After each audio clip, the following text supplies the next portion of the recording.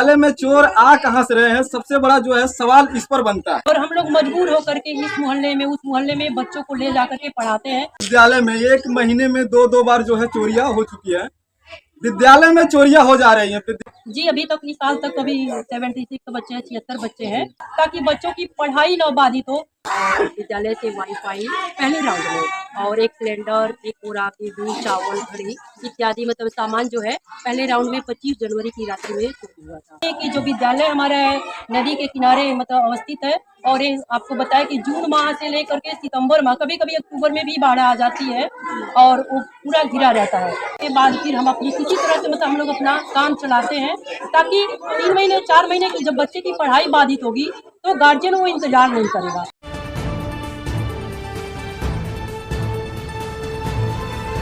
आप देख रहे हैं डीके न्यूज एक्सप्रेस, हम हैं आपके साथ धर्मेंद्र कुमार। आपको हम बता दें, ये कैंपियरगंज क्षेत्र पड़ता है, विकासखंड जंगल कौड़िया है। और यहाँ पर बताया जा रहा है इस विद्यालय में एक महीने में दो बार जो है चोरियां हो चुकी है।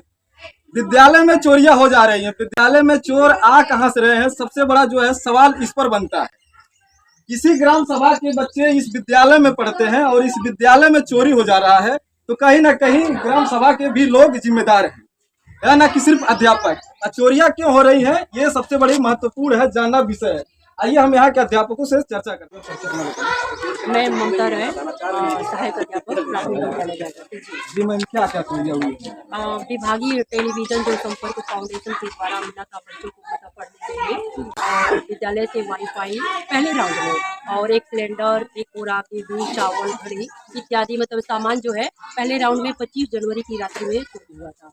और कल जो है 16 तारीख की रात्रि में पुनः किचन का कुंडी काट करके सिलेंडर और जो राशन था चावल गेहूँ पुनः चोरी हुआ है। और मतलब जो है प्रशासन के द्वारा इस पे कोई भी मतलब कड़ा एक्शन नहीं लिया गया। प्रशासन को आप लोग सूचित किए? जी हाँ, हम लोग उसी दिन 26 जनवरी की सुबह में हम लोग जो कॉल किया जाता है 112 नंबर पे या चौकी इंचार्ज को सबको हमने बुलवाया और सूचित भी किया। और हमने उसके बाद वहाँ पे लिखित भी दिया, जाकर के पीपीगंज में लिखित भी लिख करके हमने एप्लीकेशन भी दिया। उसके बाद हमको आश्वासन दिया गया कि घबराइए नहीं, आपका सामान मिल जाएगा। पुनः जब 10 दिन बीत गया तो फिर हमको लगा कि मतलब कुछ नहीं होने वाला है, तो चूंकि ये विभागीय मामला है तो हम लोग अपनी सुरक्षा को देखते हुए फिर हमने जाकर के पीपीगंज थाने पे FIR दर्ज करवाया। और उसके बाद तुम लोग कहे कि FIR दर्ज हुआ या NCR दर्ज हुआ? FIR की मेरे पास काफी है जी। उसके बाद तब पुनः वो लोग कहे कि मिल जाएगा, लेकिन फिर पुनः कोई मतलब कार्रवाई नहीं हुई और अभी उसके बाद फिर दोबारा चोरी हो गई। यानी कहीं ना कहीं एक महीने में 2 बार चोरियां जी। क्या बच्चों के लिए आज रसोईया में कुछ बन पाया? जी नहीं, आज MDM में बनता कहते ना राशन था ना सिलेंडर था। फिर मैंने अपने पास से बच्चों के लिए लगभग मतलब बिस्किट खरीद करके लंच में मैंने बच्चों को खाने के लिए अपने पास से दिया। आप देख पा रहे हैं यहाँ पर जो है चोरियां हो गई है। बच्चों का जो राशन था, जो बच्चों के लिए भोजन बनता था, वो राशन भी चोरी हो गया और सिलेंडर भी चोरी हो गया। तो बच्चों के लिए भोजन बने तो कैसे बने? मैम ने बता रही हैं कि ये अपने पास से बच्चों के लिए बिस्किट मंगाकर लंच में दिए हैं। हालांकि ये चोर कहीं और के नहीं होंगे, इसी ग्राम सभा के आसपास के ही होंगे, क्योंकि चोर जो है इस तरह से किसको पता होगा कि LED TV कहाँ है, वाईफाई कहाँ है, सिलेंडर कहाँ है। ये किसी को अदर जगह के लोगों को नहीं पता होगा, यहीं के अगल बगल के ही होंगे, क्योंकि उनका भी जिम्मेदारी बनता है, गांव की जिम्मेदारी बनती है कि इस विद्यालय की सुरक्षा की जाए। क्योंकि गरीब मजदूर लोगों के बच्चे कहाँ जाएंगे? खासकर प्राइमरी विद्यालय, सरकारी विद्यालय क्यों बनाया जाता है कि विद्यालयों पर जो है गरीब घर के बच्चे जो है पढ़े, विद्या अध्ययन करें। हालांकि इसी विद्यालय से जो है हर कोई जो है पढ़ता है, उसके बाद आगे कहीं और जाता है। तो इस विद्यालय पर जो विद्या मंदिर है, जब यहीं पर जो है ये चोरी हो जा रही है, तो अन्य जगहों पर क्या हालात होंगे? मैम, यहाँ पर बाउंड्री वॉल नहीं है, इसके लिए क्या कहना चाहेंगे? अपने विभाग को सूचित किया? जी, जितनी बार मतलब मांगा गया, जैसे हम लोग का होता है ना कि आप 19 पैरामीटर में आप ऑनलाइन जैसे यूडाइस में भर के दीजिए, कितनी बार एप्लीकेशन मांगे गए, हमने दिया, सारी चीजों से हमने अवगत कराया जो हमारे मतलब अपने अधिकार क्षेत्र में हमने किया, लेकिन उस पर कोई कार्रवाई नहीं की गई। कोई यहाँ कितना तक मतलब विद्यालय चलता है? क्लास 1 से 5 तक। कितने रूम है यहाँ? 3 क्लासरूम है, 1 किचन है बस। 3 क्लासरूम, 1 किचन। ऑफिस है आप लोगों के लिए? जी नहीं, कोई ऑफिस नहीं है। कैसे मैनेज करती हैं इतने बच्चों को? अब वही है कि किसी तरह से मैनेज करना, एक होता है कि अच्छे से चलाना, एक होता है कि मैनेज करना। तो मैनेज करने और चलाने में बहुत अंतर होता है।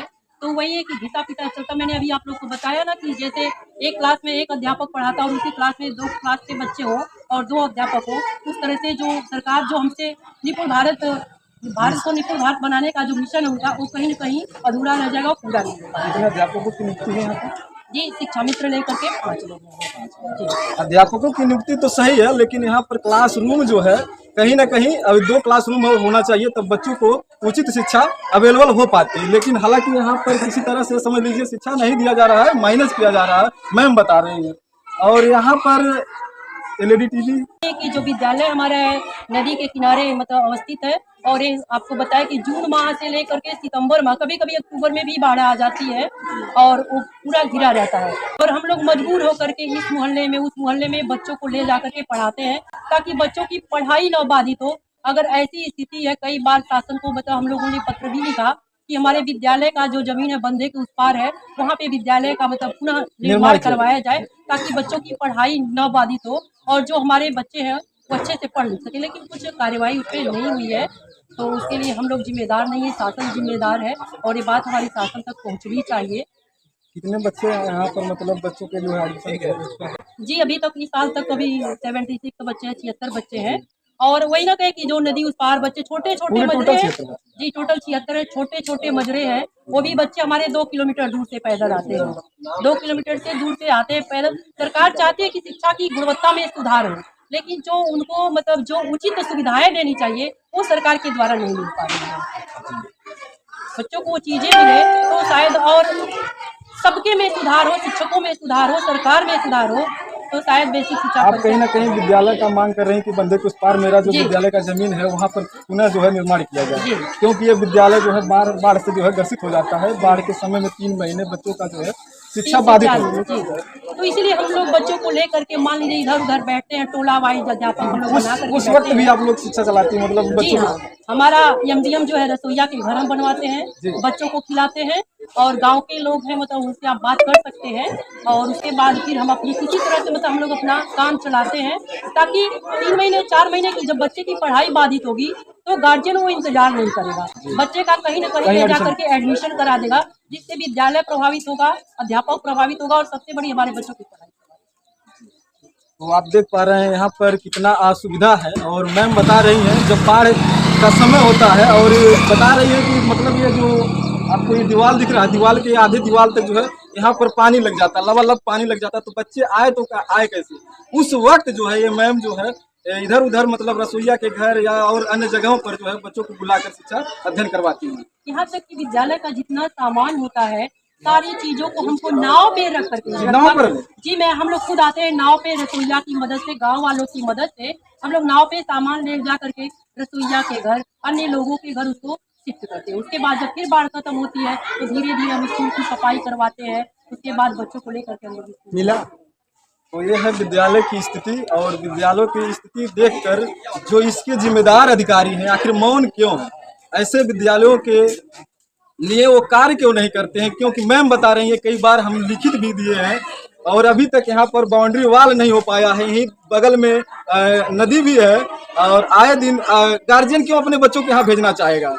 मालूम है बच्चे अगर खेलते कूदते चले गए तो जिम्मेदार कौन होगा? बाउंड्री वाल होना चाहिए। बाउंड्री वाल में मैम क्यों बाउंड्री वाल नहीं हो पा रहा है? क्या इसके लिए आप मांग की?